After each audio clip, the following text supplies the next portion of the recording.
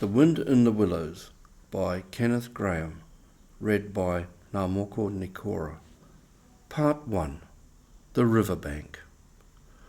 The mole had been working very hard all the morning, spring cleaning his little home, first with brooms, then with dusters, then on ladders and steps and chairs, with a brush and a pail of whitewash, till he had dust in his throat and eyes, and splashes of whitewash all over his black fur, and an aching back and weary arms. Spring was moving in the air above and in the earth below and around him, penetrating even his dark and lowly little house with its spirit of divine discontent and longing. It was small wonder, then, that he suddenly flung down his brush on the floor, said, "Bother," and "Oh, blow," and also "Hang spring cleaning," and bolted out of the house without even waiting to put on his coat. Something up above was calling him imperiously, and he made for the steep little tunnel which answered in his case to the gravelled carriage drive owned by animals whose residences are nearer to the sun and air.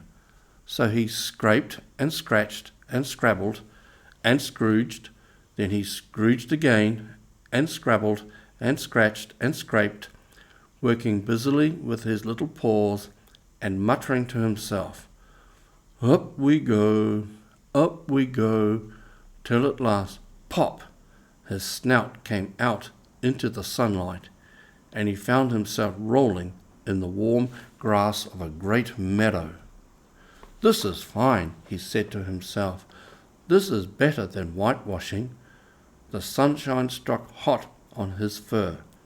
Soft breezes caressed his heated brow, and after the seclusion of the cellarage he had lived in so long, the carol of happy birds fell on his dull hearing almost like a shout. Jumping off all his 4 legs at once, in the joy of living and the delight of spring without its cleaning, he pursued his way across the meadow till he reached the edge on the farther side. "Hold up," said an elderly rabbit at the gap. "Sixpence for the privilege of passing by the private road." He was bowled over in an instant by the impatient and contemptuous mole, who trotted along the side of the hedge, chaffing the other rabbits as they peeped hurriedly from their holes to see what the row was about. Onion sauce," he remarked jeeringly, and was gone before they could think of a thoroughly satisfactory reply. Then they all started grumbling at each other. "How stupid you are! Why didn't you tell him? Well, why didn't you say?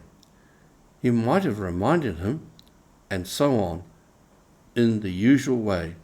But of course it was then much too late, as is always the case. It all seemed too good to be true. Hither and thither, through the meadows he rambled busily along the hedgerows, across the copses, finding everywhere birds building, flowers budding, leaves thrusting, everything happy and progressive and occupied. And instead of having an uneasy conscience pricking him and whispering whitewash, he somehow could only feel how jolly it was to be the only idle dog among all these busy citizens. After all, the best part of a holiday is perhaps not so much to be resting yourself as to see all the other fellows busy working. He thought his happiness was complete when, as he meandered aimlessly along, suddenly he stood by the edge of a full-fed river. Never in his life had he seen a river before. The sleek, sinuous, full-bodied animal, chasing and chuckling, gripping things with a gurgle, and leaving them with a laugh, to fling itself on fresh playmates that shook themselves free and were caught and held again. All was a shake and a shiver, glints and gleams and sparkles, rustle and swirl, chatter and bubble. The mole was bewitched, entranced, fascinated. By the side of the river he trotted as one trots when very small, by the side of a man who holds one spellbound by exciting stories, and when tired at last, he sat on the bank while the river still chattered on to him, a babbling procession of the best stories in the world, sent from the heart of the earth to be told at last to the insatiable sea. As he sat on the grass and looked across the river, a dark hole in the bank opposite, just above the water's edge, caught his eye, and dreamily he fell to considering what a nice, snug dwelling place it would make for an animal with few wants and a fond of a bijou riverside residence above flood level, and remote from noise and dust. As he gazed, something bright and small seemed to twinkle down in the heart of it, vanished, then twinkled once more like a tiny star. But it could hardly be a star in such an unlikely situation, and it was too glittering and small for a glowworm. Then, as he looked, it winked at him, and so declared itself to be an eye, and a small face gradually to grow up round it like a frame round a picture. A brown little face with whiskers, a grave round face with the same twinkle in its eye that first attracted his notice, small, neat ears, and thick, silky hair. It was the water rat. Then the two animals stood and regarded each other cautiously. "Hello, mole," said the water rat. "Hello, rat," said the mole. "Would you like to come over?" inquired the rat presently. "Oh, it's all very well to talk," said the mole rather pettishly, he being new to a river and riverside life and its ways. The rat said nothing, but stooped and unfastened a rope and hauled on it, then lightly stepped into a little boat which the mole had not observed. It was painted blue outside and white within, and was just the size for two animals, and the mole's whole heart went out to it at once, even though he did not yet fully understand its uses. The rat sculled smartly across and made fast. Then he held up his forepaw as the mole stepped gingerly down. "Lean on that," he said. "Now then, step lively," and the mole, to his surprise and rapture, found himself actually seated in the stern of a real boat. "This has been a wonderful day," said he, as the rat shoved off and took to the sculls again. "Do you know, I've never been in a boat before in all my life." "What?" cried the rat, open-mouthed. "Never been in a... You never? Well, What have you been doing then?"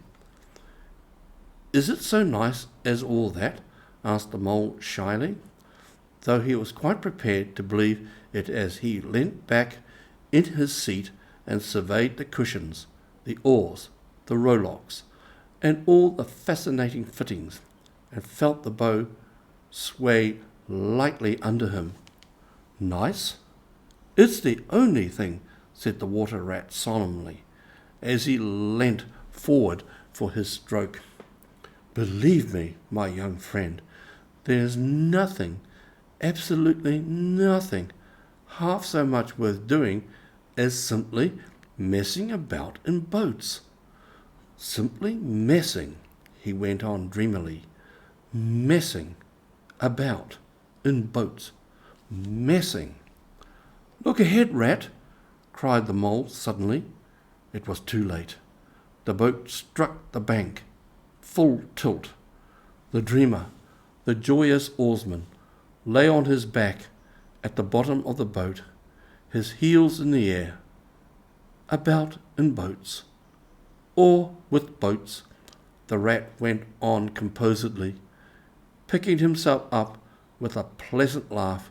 In or out of him, it doesn't matter. Nothing seemed really to matter. That's the charm of it. Whether you get away or whether you don't, whether you arrive at your destination or whether you reach somewhere else, or whether you never get anywhere at all, you're always busy and you never do anything in particular. And when you have done it, there's always something else to do. And you can do it if you like, but you'd much better not. Look here. If you've really nothing else on hand this morning, supposing we drop down the river together and have a long day of it. The mole waggled his toes from sheer happiness, spread his chest with a sigh of full contentment, and leaned back blissfully into the soft cushions. What a day I'm having, he said. Let us start at once. Hold hard a minute then, said the rat. He looped the painter, threw a ring in his landing stage, climbed up into his hole above, and after a short interval reappeared, staggering under a fat wicker luncheon basket. Shove that under your feet, he observed to the mole as he passed it down into the boat, then untied the painter and took the sculls again. What's inside it? Asked the mole, wriggling with curiosity. There's cold chicken inside it, replied the rat briefly. Cold tongue, cold ham, cold beef, pickled gherkins, salad, French rolls, cress, witch spotted meat, ginger beer, lemonade, soda water. Oh, stop, cried the mole in ecstasies. This is too much. Do you really think so? Inquired the rat seriously. It's only what I always take on these little excursions, and the other animals are always telling me that I'm a mean beast and cut it very fine. The mole never heard a word he was saying, absorbed in the new life he was entering upon, intoxicated with the sparkle, the ripple, the scents, and the sounds and the sunlight. He trailed a paw in the water and dreamed long waking dreams. The water rat, like a good little fellow he was, sculled steadily on and forbore to disturb him. I like your clothes awfully, old chap, he remarked after some half an hour or so had passed. I'm going to get a black velvet smoking suit myself some day, as soon as I can afford it. I beg your pardon, said the mole, pulling himself together with an effort. You must think me very rude, but all this is so new to me. So, this is a river? The river, corrected the rat. And you really live by the river? What a jolly life!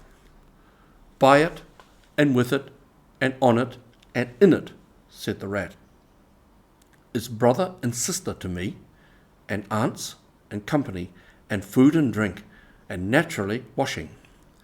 It's my world, and I don't want any other. What it hasn't got is not worth having. What it doesn't know is not worth knowing. Lord, the times we've had together, whether in winter or summer, spring or autumn. It's always got its fun and its excitements. When the floods are on in February and my cellars and basement are brimming with drink, that's no good to me, and the brown water runs by my best bedroom window, or again when it drops away and snows and shows patches of mud that smells like plum cake, and the rushes and weed clog the channels, and I can potter about dry shod over most of the bed of it, and find fresh food to eat and things careless people have dropped out of boats. But isn't it a bit dull at times? The mole ventured to ask. Just you and the river, and no one else to pass a word with? No one else too. Well, I mustn't be hard on you, said the rat with forbearance. You're new to it, and of course you don't know. The bank is so crowded nowadays that many people are moving away altogether. Oh no, it isn't what it used to be at all.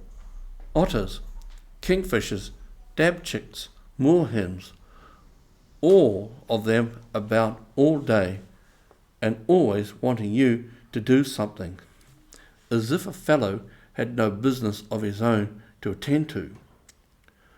What lies over there? Asked the mole, waving a paw towards a background of woodland that darkly framed the water meadows on one side of the river. That?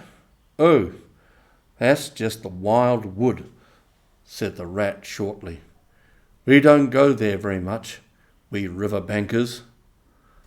Aren't they very nice people in there? Said the mole, a trifle nervously. Well, replied the rat, let me see. The squirrels are all right, and the rabbits. Some of them, but rabbits are a mixed lot. And then there's Badger, of course. He lives right in the heart of it. Wouldn't live anywhere else either, if you paid him to do it. Dear old Badger.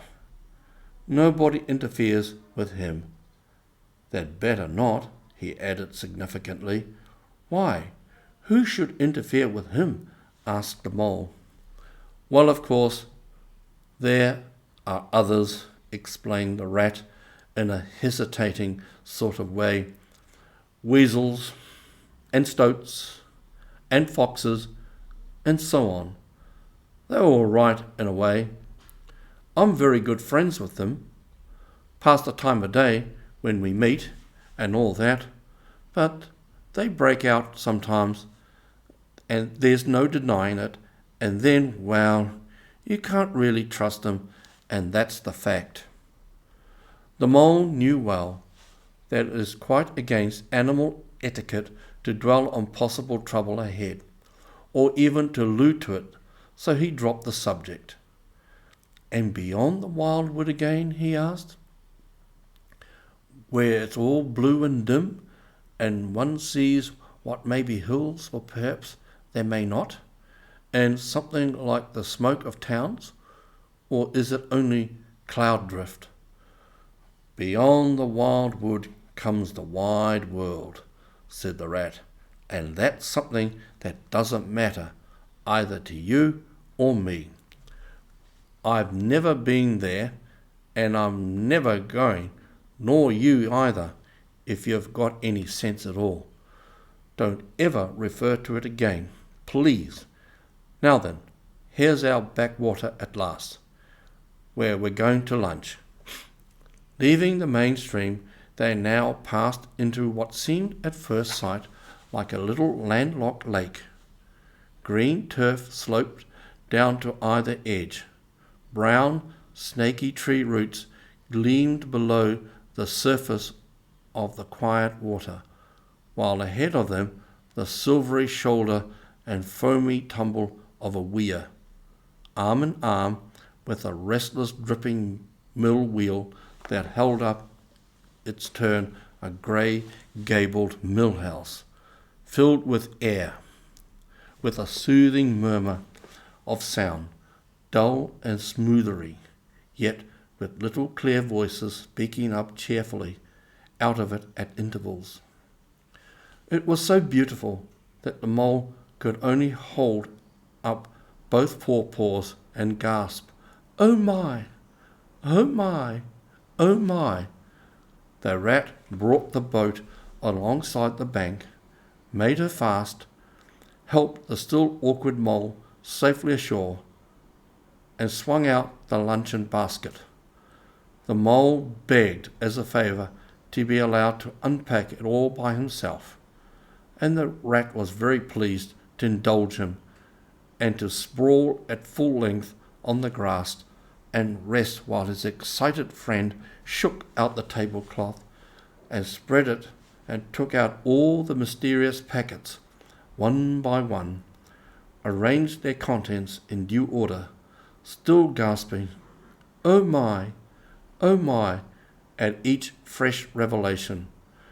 When all was ready, the rat said, now, pigeon, old fellow, and the mole was indeed very glad to obey, for he had started his spring cleaning at a very early hour that morning, as people will do, and not pause for bite or sup, and he had been through a very great deal since that distant time, which now seemed so many days ago.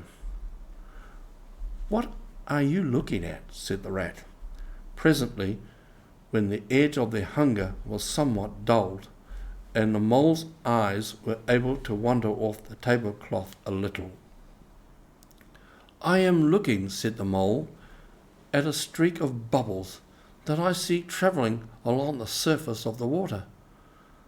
That is a thing that strikes me as funny. Bubbles? Oh, said the rat, and chirruped cheerily in an inviting sort of way. A broad, glistening muzzle showed itself above the edge of the bank, and the otter hauled himself out and shook the water with his coat. Greedy beggars, he observed, making for the provender. Why didn't you invite me, Ratty? This was an impromptu affair, explained the rat. By the way, my friend Mr. Mole. Proud, I'm sure, said the otter, and the two animals were friends forthwith. Such a rumpus everywhere, continued the otter. All the world seems out on the river today.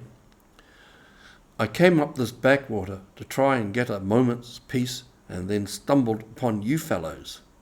At least, I beg pardon, I don't exactly mean that, you know.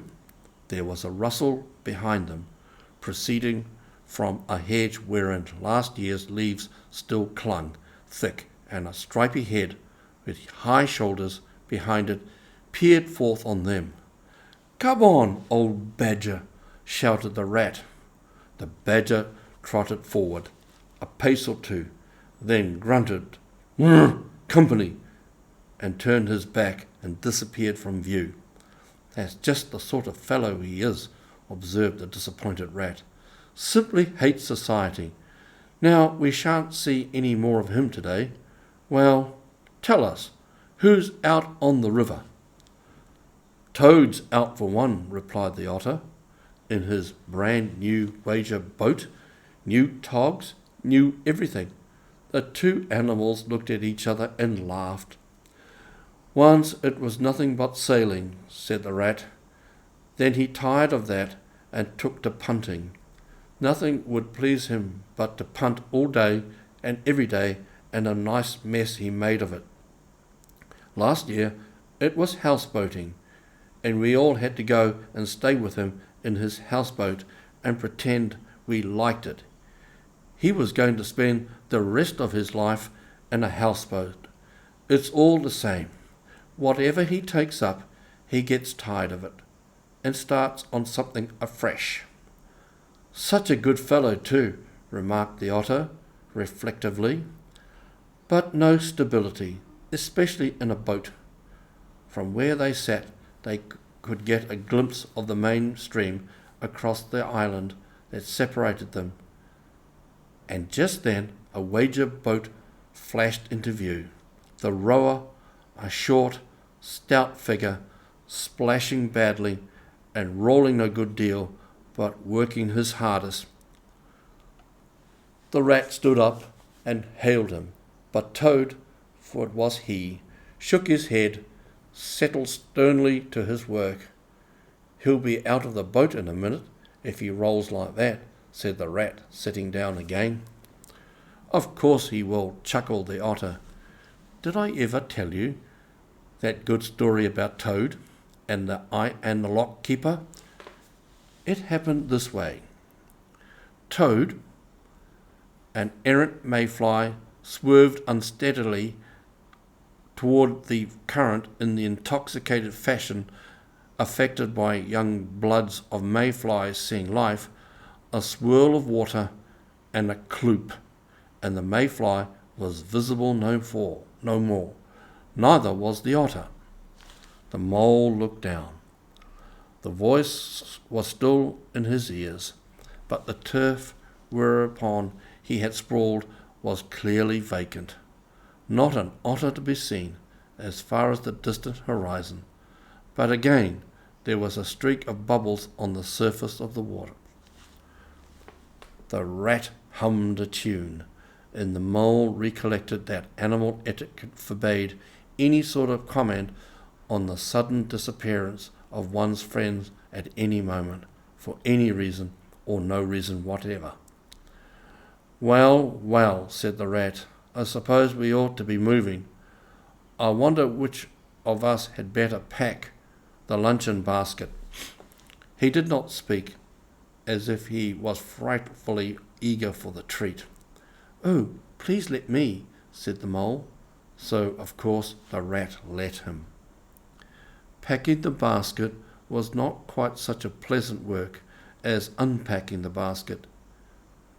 It never is, but the mole was bent on enjoying everything, and although just when he had got the basket packed and strapped up tightly, he saw a plate staring up at him from the grass.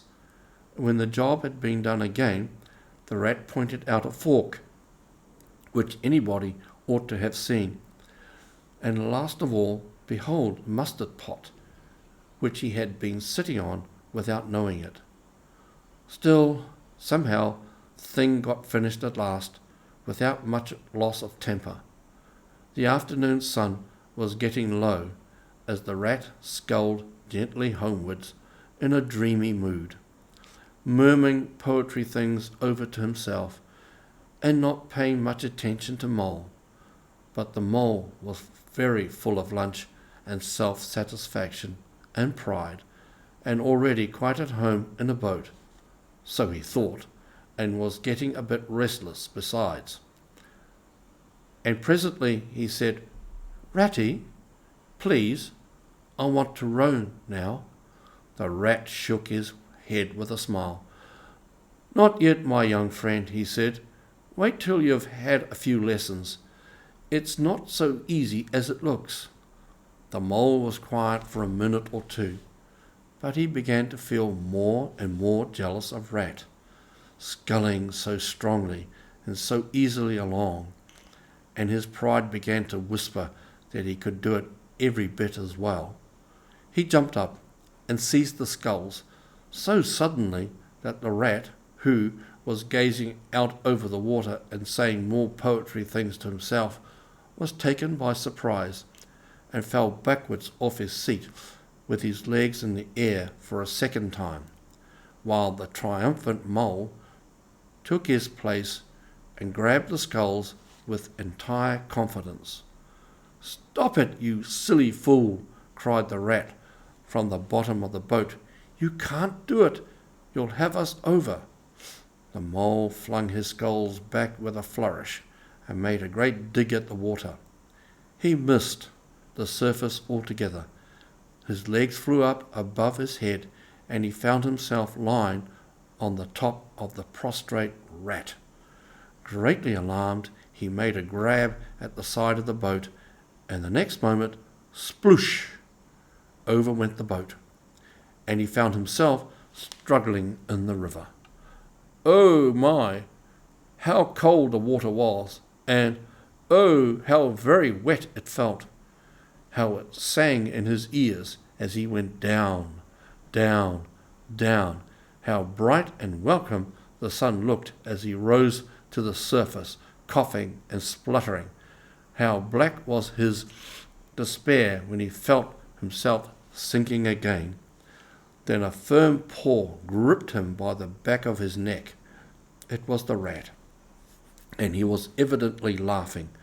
The mole could feel him laughing, right down his arm and through his paw, and so into the mole's neck. The rat got hold of a skull and shoved it under the mole's arm. Then he did the same by the other side of him, swimming behind, propelled the helpless animal to shore, hauled him out and set him down on the bank, a squashy, pulpy lump of misery. When the rat had rubbed him down a bit and wrung some of the wet out of him, he said, "Now then, old fellow, trot up and down the towing path as hard as you can, till you've warmed and dry again, while I dive for the luncheon basket." So the dismal mole, wet without and ashamed within, trotted about till he was fairly dry, while the rat plunged into the water again, recovered the boat, righted her and made her fast, fetched his floating property to shore by degrees, and finally dived successfully for the luncheon basket and struggled to land with it. When it was ready for a short start again, the mole, limped and dejected, took his seat in the stern of the boat as they set off. He said in a low voice, broken with emotion, "Ratty, my generous friend, I am very sorry indeed for my foolish and ungrateful conduct. My heart quite fails me when I think how I might have lost that beautiful luncheon basket. Indeed, I have been a complete fool, and I know it. Will you overlook it this once and forgive me, and let things go on as before?" "That's all right, bless you," responded the rat cheerily. "What's a little wet to a water rat? I'm more in the water than out of it most days. Don't you think any more about it. And look here, I really think you had better come and stop with me for a few days. It's very plain and rough, you know, not like Toad's house at all, but you haven't seen that yet. Still, I can make you comfortable, and I'll teach you to row and to swim, and you'll soon be as handy on the water as any of us." The mole was so touched by his kind manner of speaking that he could find no voice to answer him, and he had to brush away a tear or two with the back of his paw.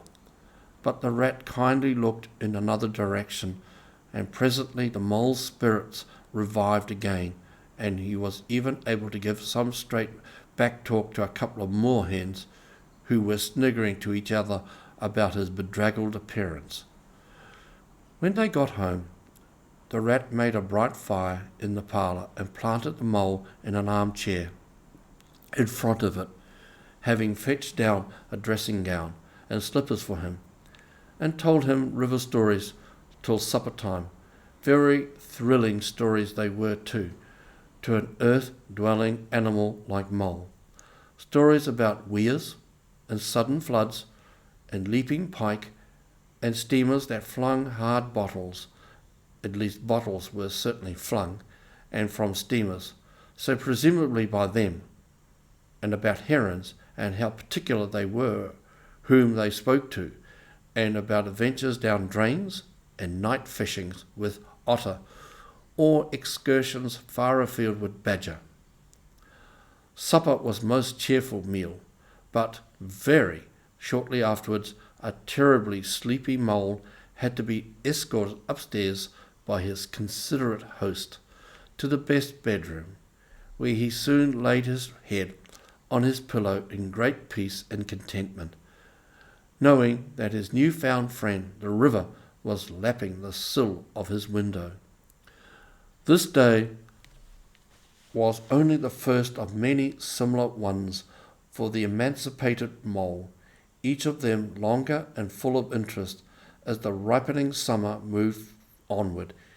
He learnt to swim and to row, and entered into the joy of running water, and with his ear to the reed stems he caught, at intervals, something of what wind went whispering so constantly among them.